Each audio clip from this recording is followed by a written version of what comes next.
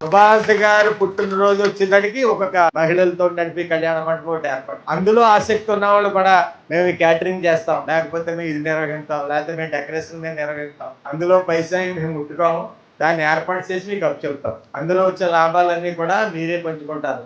ఈ మహిళలకు అప్పచెప్తాం కానీ మగవారికి ఎవరికి అప్పచెప్తాం. మహిళలు ఆహారాలు మీరు అందరూ దూసుకుపోతున్నారు. ఈ తీసుకుపోయే యుగంలో ఆలోచన కొంచెం మార్చుకోండి. మనం కుటుంబాన్ని చూసుకోవచ్చు, మనం మన కాళ్ళ మీద మనం నిలబడేలాగా మీ ఆలోచనలకు మేము అండగా ఉంటాము.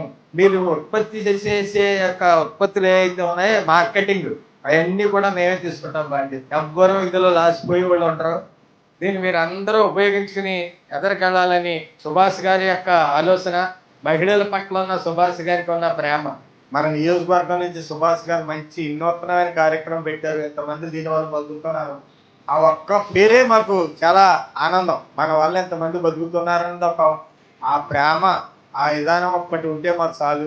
ఎలక్షన్కి ఏదో బాట ఎత్తనని మాత్రం ఎవరు అనుకోవద్దు, అది మాత్రం కాదు. ఇది మనస్ఫూర్తిగా మేము సహాయపడాలి మహిళలుగానే ఉద్దేశంతో ఎదరికెళ్ళి కార్యక్రమం.